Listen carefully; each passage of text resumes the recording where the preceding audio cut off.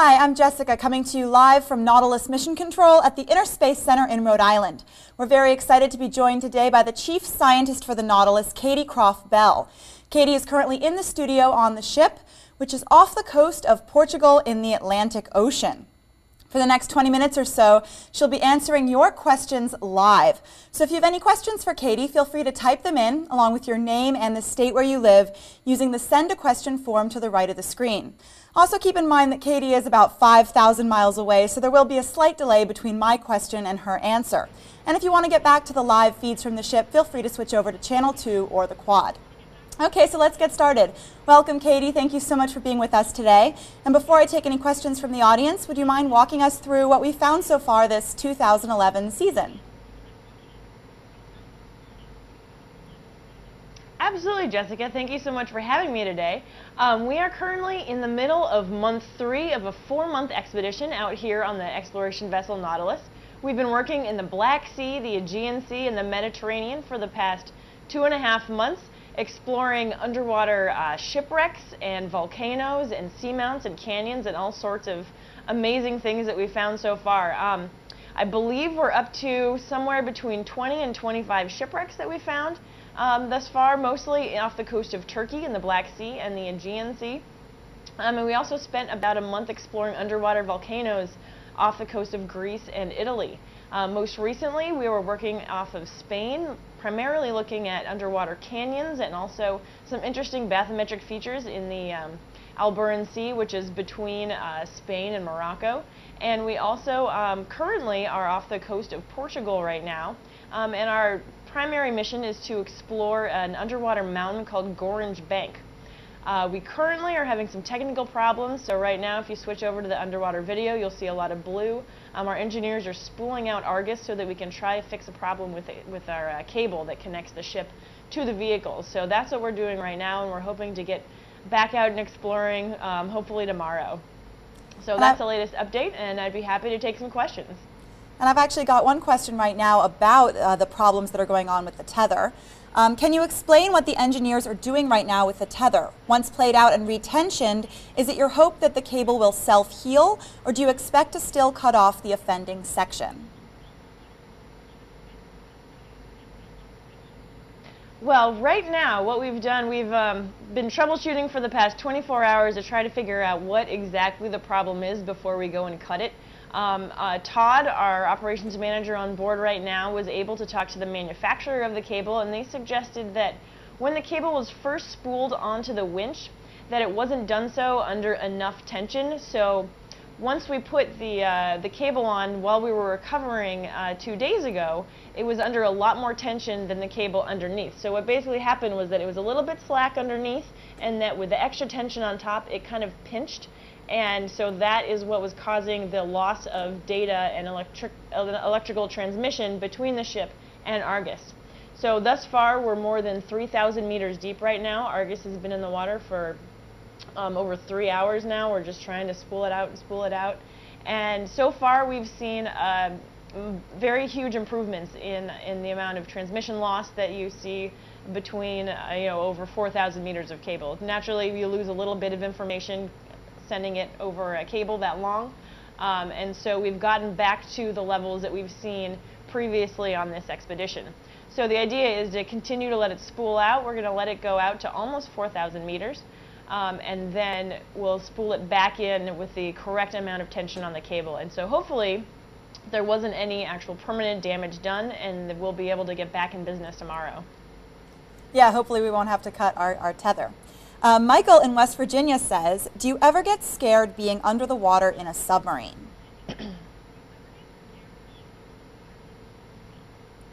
Great question, Michael. I've actually never been in a submarine. We use remotely operated vehicles, and these are robotic vehicles that are tethered to the ship via the cable that I was just talking about. And we have them on a 4,000 meter long cable, so they can go very, very deep and stay down for as long as we want them to stay down. And we have a team of engineers and scientists that work on the ship 24 hours a day. So we actually are nice and dry, and we can have a cup of coffee and go to the bathroom and do all those things that you wouldn't be able to do in a submarine, and actually not be scared because there's no danger to any of the people. who are operating the vehicles. So it's very nice to be able to do that and to be able to operate 24 hours a day. And I've actually got another question about the cable. Do you know the cause of the cable difficulties?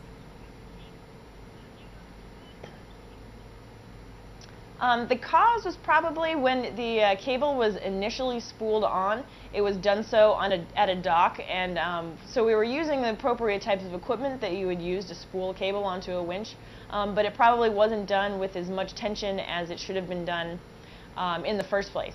Unfortunately, the places that we were working in up until now were much shallower than we're working now, so there was no way possible for us to spool it out like we are doing right now until we've gotten out into the Atlantic. So the areas that we've been working in so far have been much, much shallower, which is why we haven't actually seen this problem yet. And another question, we've got a question from Jimmy in San Diego, California, who wants to know, how does working in the Atlantic differ from the Mediterranean?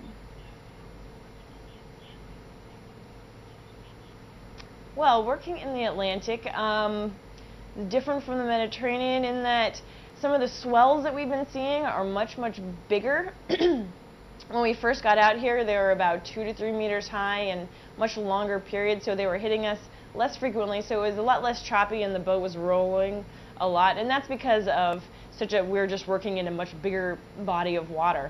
It's also a lot deeper here. Most of the places that we've been working in the Mediterranean, as I just mentioned, are a lot shallower, and so it takes a lot longer to get to work. When we work in 4,000 meters of water, it takes about 3 or 4 hours to get to the bottom and 3 or 4 hours to get back up to the surface. So it's a much longer commute. We've also seen big differences in the biology. In a lot of areas in the Mediterranean where we just see muddy bottoms, we typically don't see a lot of creatures living down on the seafloor. But here on the muddy bottoms, we've seen a lot of creatures, a lot of different types of sponges and corals and all sorts of different fish. So we do see some sort of different types of biology living here, and it's only we've only had one dive here on Gorringe Bank, so we hope to see a lot more of that over the next week. Yeah, I know we've loved seeing the biology here at the Inner Space Center. Another question for you. What were you studying at the Seamount?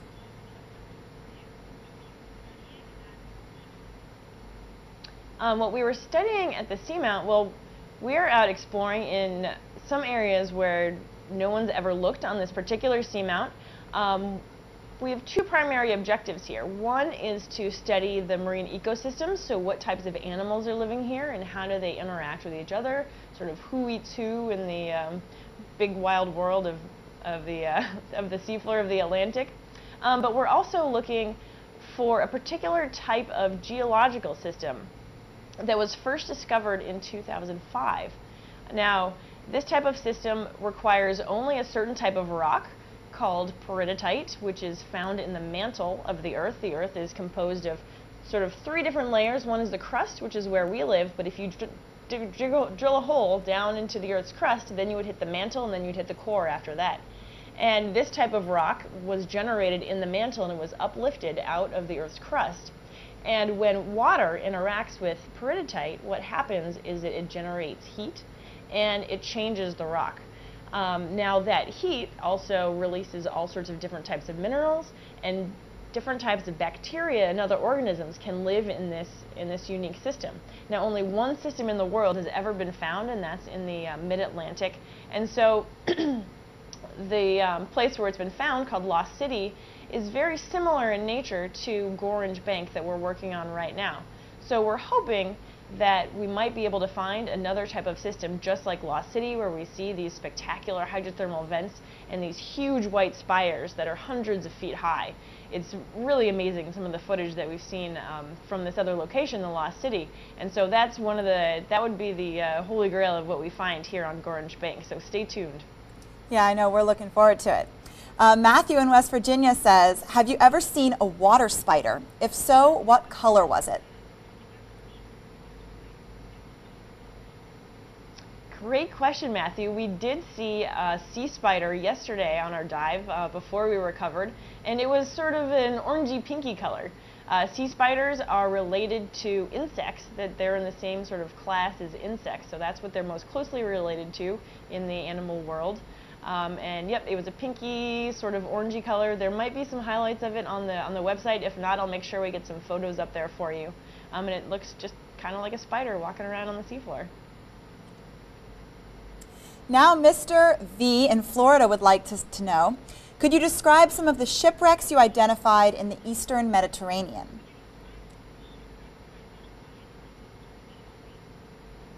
Well, some of the shipwrecks that we identified, we've found somewhere between 20 and 25 shipwrecks so far in this expedition, and they range in date from the Hellenistic period, so about 200, 300 BC, all the way up through the modern day. There was one that was discovered off the coast of Kos, or near Kos, in between Greece and Turkey, and that one actually sank in 1958. It was a merchant vessel that sank in 1958. So we have found the whole gamut of different types of shipwrecks. Most of the ancient ones are primarily composed of piles of amphoras. So these are ceramic vessels, these big, they can sometimes be a meter or two tall, ceramic vessels that would have carried wine or oil or fish sauce or other commodities around the ancient world.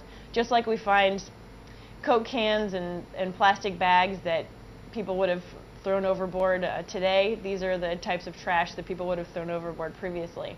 And when the creatures that live on the seafloor, wood-boring organisms, eat the wood away, then the only thing that's left on these shipwrecks is the ceramic vessels. So that's typically what we find in the Eastern Mediterranean and the Aegean. And the shipwrecks that we find in the Black Sea are much better preserved than those that we find in the Mediterranean, because below about 100 to 150 meters, there's no oxygen in the water. And so where there's no oxygen, typically no organisms can live. So they haven't been able to eat the wood and other organic material away. And so we find these very well preserved shipwrecks in the Black Sea. And that's one thing that we're definitely going to get back to next year, is to keep on this survey for shipwrecks in the Black Sea as well as other locations in the Mediterranean. And I've got another question now about the cable. Benny in Oklahoma would like to know, what is the composition of the cable/tether? Well, the cable, thank you, Benny in Oklahoma, for that question, is a steel-jacketed armored cable that has 3 fiber optics that go through it. So that is what carries all of the data transmission to and from the ship, between the ship and the vehicles. There's also some insulation and other components in there, and there are actually a couple of photos of the cross-section of the cable from a couple of weeks ago when we had to re-terminate it. So if you take a look at the photo gallery, you can see all the different components of the inside of the cable. And now Marcus in West Virginia would like to know, what has been your favorite underwater exploration so far?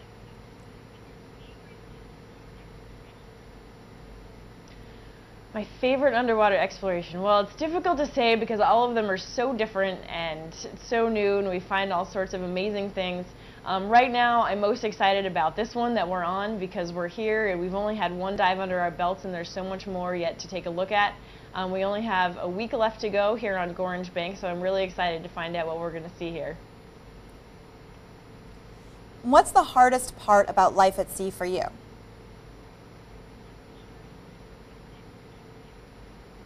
Excuse me. The most difficult part of being out here is really making sure that everybody has their everything they need to accomplish their goals. So we have engineers, we have scientists, we have the people that drive and run the ship, and we have all sorts of complications thrown at us. We have equipment that goes down, we have bad weather, we have things that are totally unpredictable that could go wrong. But the most important thing to concentrate on is making sure that everybody has what they need, and that's really one of my major goals when I'm out here, is to ensure that everybody has the correct resources and the correct personnel. We need to have a very, very diverse team of engineers and scientists who have all sorts of backgrounds in mechanical engineering, electrical engineering, geologists, biologists, chemists, to make sure that we can accomplish all of the goals that we set out to do out here. So that is probably one of the most challenging things for me. Now Greggy from La Mesa has a great question. How does the extreme cold affect operations and biology at depth?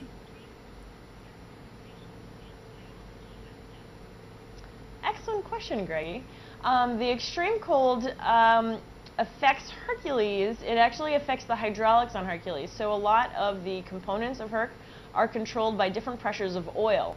And when we go into the deeper pressures and the colder waters, it gets down to about 4 degrees centigrade down at the bottom of the Atlantic, as opposed to the Mediterranean, where at the bottom it's about 15 degrees, so 3 times warmer.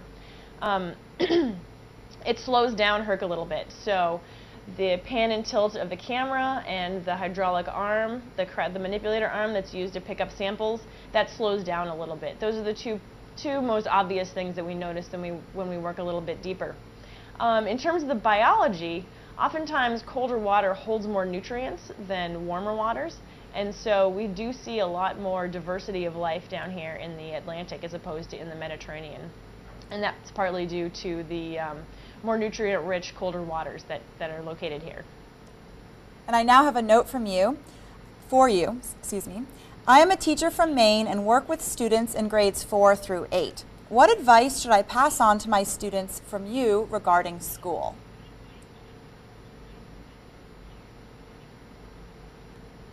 Regarding school. Well, I would certainly say to stay in school, but I would also say that you should find whatever it is that you love to do and then do it as well as you can.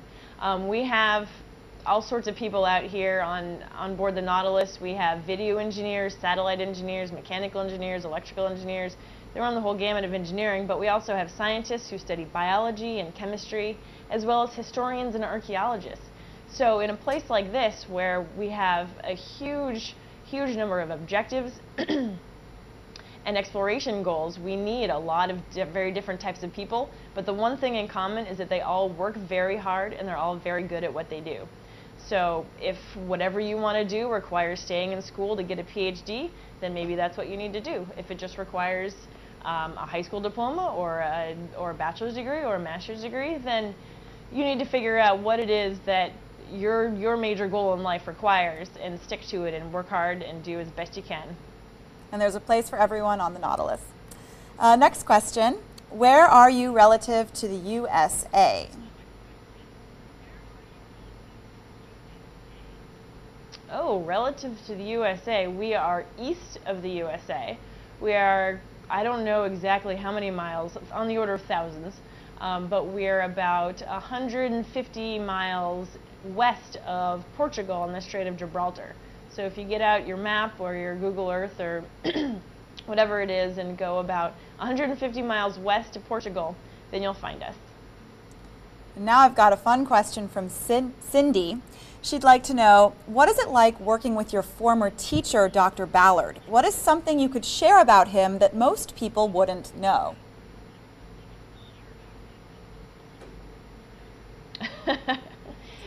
Fun question, Cindy. I love working with Dr. Ballard. I've been working with him for 12 years now. First, when I was in college, I had the opportunity to go out on an archaeological survey with him in the Black Sea. And I wasn't a student of him at the time. I was actually an undergraduate studying ocean engineering at the time. But his enthusiasm and excitement for everything that we're doing and everything to do with exploration and being out on the oceans is totally infectious, and that's really what I love about working with him the most. He is a very interesting person to work with, but the best thing really is his intense drive for everything that we're doing out here. It's really a lot of fun. And another question about Dr. Ballard from Mike in Missouri. When will Dr. Ballard be rejoining the Nautilus? Dr. Ballard will be rejoining the Nautilus at the end of October, I believe the 25th or 26th, something like that, and he'll be on for about 5 days until the 30th. That's when we'll be working off the coast of Sicily. We'll be south of Sicily, working in a very volcanically active area. There have been volcanic eruptions there that have formed islands that everybody claims. Spain and Italy and England, they've all claimed these islands, and then they go away into the sea. So it's a very, very active place that we're excited to take a look at, and Dr. Ballard will be on board for part of that leg of the expedition. So stay tuned. In a couple of weeks, he'll be back out. And sadly, we're running out of time, so I've only got one final question for you, Katy. What is the strangest or most unexpected thing you've discovered so far?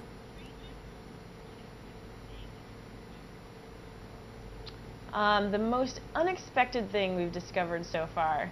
Well, I would say that in 2006, one of the the hydrothermal vent field that we found in Colombo. This is an underwater volcano located in the Greek waters off the coast of Santorini, which is a very famous volcano. Inside Colombo, we found these hydrothermal vents, and they had bacteria growing on them and water coming out of them and bubbles coming out like we see in hydrothermal vents in other locations. But the strange thing about them was that there was nothing else living down there. There were no fish or crabs or clams or tube worms or other things that we typically see in hydrothermally active areas. And so one of the big questions for us right now that we've been working on for the past 5 years is why are there none of these other critters living there? So that's one of our major research goals that we've been working on here, and this year we're actually able to go back to Colombo. One of the most fun things we saw just last week was a swordfish swimming around Hercules, which was very cool. We've never seen big fish like that. We always think that they're scared off because Herc is so loud. The hydraulics on the vehicle are very, very loud underwater, so we think that it just scares all the fish away. But we actually saw a swordfish swimming around, which was really cool. We can actually squeeze one final question in. Chris in Florida quickly would like to know, I want to get into marine engineering as a career. What studies will help me achieve this goal?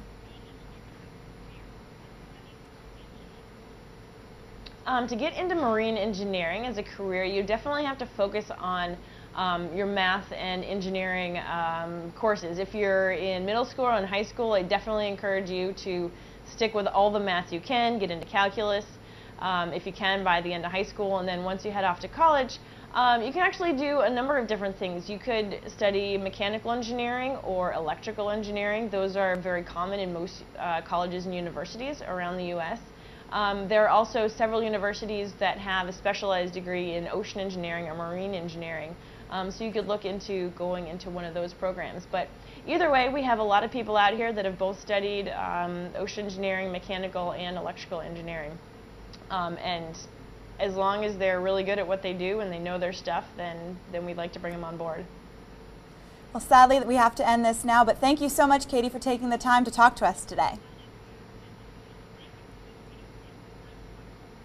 Thank you so much for having me. It's a pleasure as always. And thank you to our audience for sending in all of those great questions. Now, if you had fun today, we have more live events coming up soon.